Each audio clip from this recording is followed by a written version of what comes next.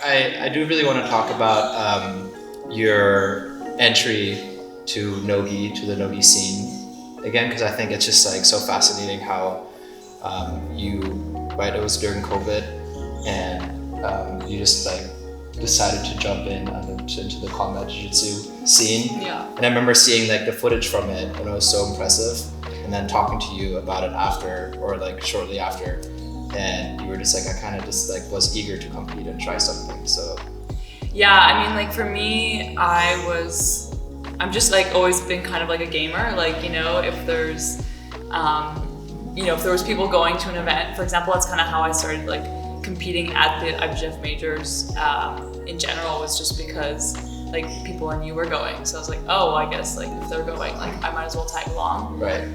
So I was kind of always like a say yes kind of gal. I saw, it was like during the pandemic, I was just like, you know, the first couple months of sitting around doing nothing were fabulous. But then I started to get a little restless and just really like down to jump back on the horse and like find a competition that I could like train for, you know, have that like motivation. And combat jiu-jitsu just seemed like the most reasonable competition to just jump into. You know? Yeah. I think I had a lot of that like pandemic rage built up, you know? Like the gyms were closed and I had to find an outlet, and I thought, why not someone's face? No, I'm quite nice, I promise. I actually didn't hit anyone, I don't think, in my combat jiu-jitsu run. Every time I would try to pass the guard, she would just like absolutely wallop me in the face. And then like my nose started bleeding, I felt dizzy, and I was just like, I started to panic, and I was like, what do I do? Every time I try to pass, like I'm just like absolutely like eating shit. And then I was like, wait a second, like I too am allowed to hit. So then, the jiu-jitsu purist threw a strike. That's it. I just like walked in there and just gave her a slap, and then like the tides turned, and then how did that feel, throwing that first initial slap? Honestly, at that point, it felt like survival. Like I was just like really getting some, and it just felt like the natural thing to do. And then in my next like 2 matches after that too, I was just like ground and pound. Like I actually almost won in the finals by TKO. I was like in mount giving slaps, and the ref advised my opponent that they would have to do something or he was going to call it. And when he said that, I actually stopped hitting her and like was like, okay, yeah, do something, you know? And then my coach in the corner was like, don't stop. But then, and I was actually like, it would have been really funny to me to have like won a match by like on record by TKO. So I do regret like not having gotten that W in that way. And then after combat jiu-jitsu, you just went on a rampage of competing back to back, all the way up to ADCC 2022. Yeah. Which you made it all the way to the finals, obviously, and you have your rematch coming up in a week. Yeah. So you've been here in Southern California training. How's all that been?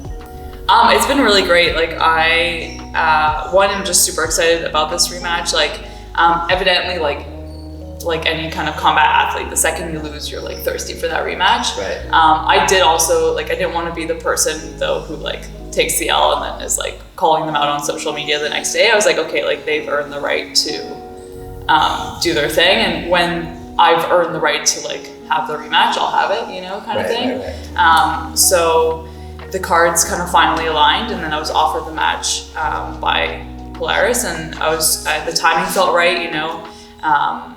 I had an injury back in the fall, and I felt like I like recovered from it, and like the training was going well, and I was like, okay, this like kind of all the cards are lining up here.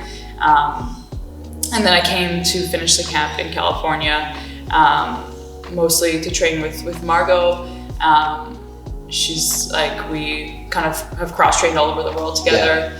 Yeah, we were in Berlin together, and that's actually when they messaged me. And I was having this like phenomenal training in Berlin, and I was like super happy, and then they messaged me, and it was just kind of like, yeah, like let's do this. And then planned to meet back up with Margot on the West Coast and just kind of like wrap up the camp together, which has just been like really great.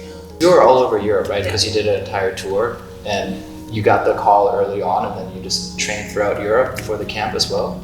Yeah, so I mean, originally I was going, I basically had booked a couple seminars in Europe because I was going to do Europeans. And then with my back injury, it was just like the timing was like a bit too tight. Like I started back to training like in January, and it just was like, maybe I should like start rolling and then just like jump right into like a major competition. But my my events were already booked. So I taught at my friend's gym in Berlin, Denise, and she's also like really great to train with. And then just kind of was like, I knew Margot was going to be there too, prepping for trials. So I was like, perfect, like let me schedule in like a 2-week training camp with Margot as she gets ready for trials. And then that kind of just turned simultaneously into my training camp for Fiona as well, you know. So that actually like kind of worked out fabulously, and the training was like really great. Like I had a lot of like high-level female training partners in Berlin. And then I went to Amsterdam and taught at this camp. That was, there was like 80 women on the mat, so that was like pretty cool too. And then flew home for a couple of weeks before heading to California. And I think you were training a lot of wrestling out in Europe as well, right?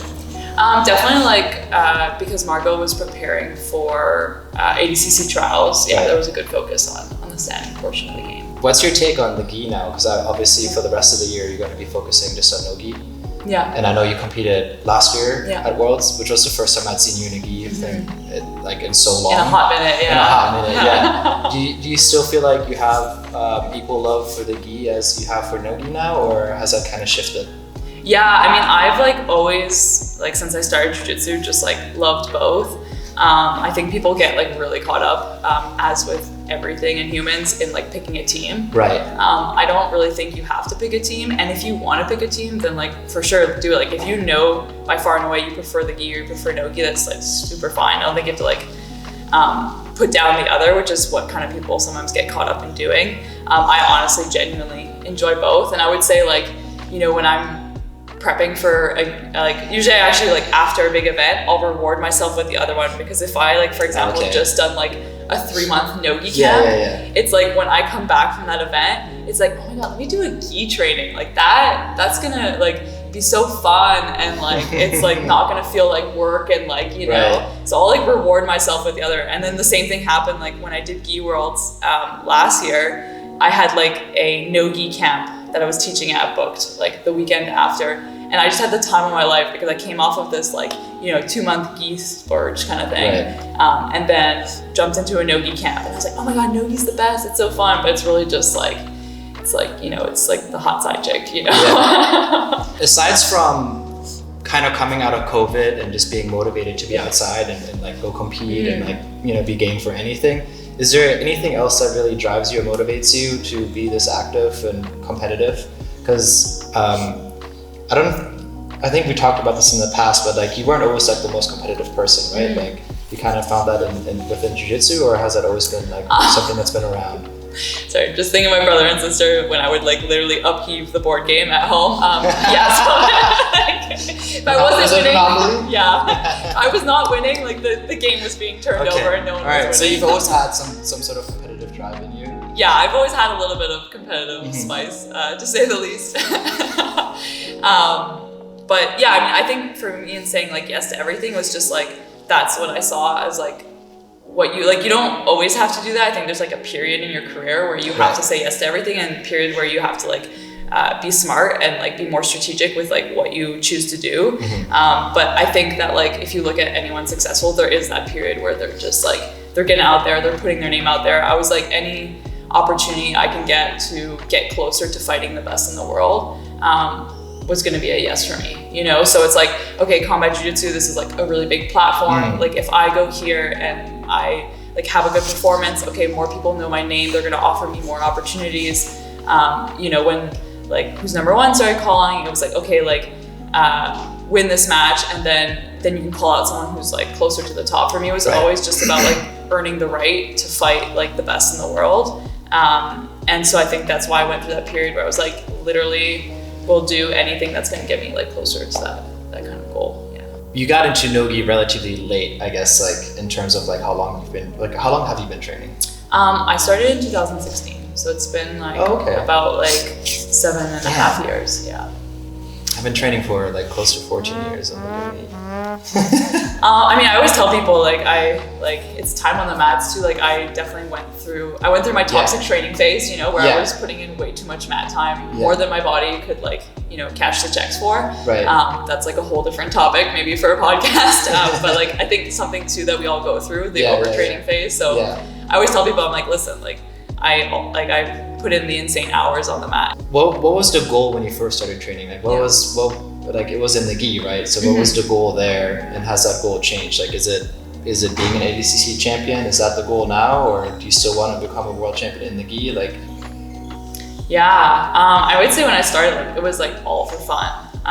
It was like just like a hobby, and then it just kind of like, and I actually didn't see I've said this before, but like I didn't see competition as like a choice per se, because as someone who's like played sports my whole life, it was like, oh, like I go to rugby practice so that I can like do the rugby game. So like when the first competition like came to town after I'd started jiu-jitsu, I just thought that like everyone would sign up for this unless you had like an obligation, you had a wedding or something, you know what I mean? Right. Like it was like, oh, this is like what people do. Like there's a competition, we all go do the competition because we've been practicing and this is the game. So I didn't see it as like the like, oh, are you gonna compete? Are you gonna be a competitor? It was just kind of like, oh, isn't this what like we all have to do, you know?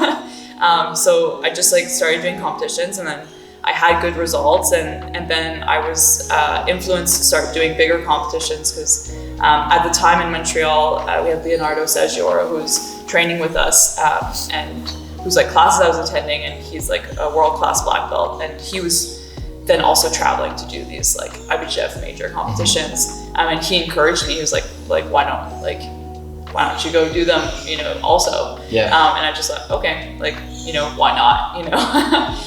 And then I think like the moment where I realized I was maybe good at this sport was I did no-gi pans, and I made it to the finals. I lost in the finals by like an advantage that the girl scored in the last like 20 seconds. And then I found out after the match that girl had like already won no-gi worlds at blue belt twice. And then I was like, oh, like that loss took a whole different meaning. You know, I was like, oh, I wasn't like that far off the mark. And I didn't see it, like at that point it was not my goal or anything. But I was just like, oh, I guess like I'm not that far off from like being like pretty great at the sport. So then it just kind of encouraged me to do more of these majors. And then with time, I was like, just realized like, okay, like it kind of all added up. Like one, I had the skill, like, you know, I was doing well in the sport, and then two, I also was just choosing jiu-jitsu over everything else in my life, and it was like the thing that was bringing me like the most happiness and the most like sense of passion and whatnot. And I was like, okay, well then why don't I just like commit to this, you know, and like have this be my journey. How soon did you start teaching? So you're teaching now at your gym? Yeah, quite a bit. I teach quite a lot, and I do also like take great passion in teaching, and it's something that I really care about as well. And I definitely want to be a big part of my life, like long term. I started teaching, I think, when I was like a purple belt. Okay. Or I did the. What is that, like 2018 then? Yeah, I would say 2018. Yeah. But obviously, you know, like teaching, like I did my time teaching the kids' classes. Everybody's gonna start with the kids' Everyone's gonna start with the kids' classes. Yeah. It wasn't for me. I was not the right personality for it. But I paid my dues. There's people who are like so phenomenal at it. Right.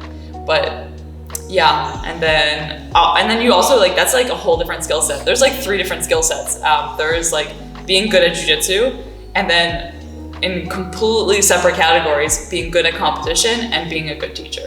Right. And people like don't often like separate those as much as they should be separated. Some people realize that way too late into their career of jiu-jitsu, that you do have to separate all that. Yeah, I think so. Like, I think it just, and like not be so hard on yourself, like be like, okay, well, like when I first started teaching, I think about how I used to teach, and I'm like, oh, I'm like a significantly better teacher, but it's because I put in the reps. And like, same thing with competition. People like, their jiu-jitsu is great in the gym, and then they go to the competition and they don't get the results. And it's like, yeah, but it's because it's a separate skill set. So you have to put in the reps, and then that skill will evolve, but don't like equate it all to like the same like category, I guess. Right.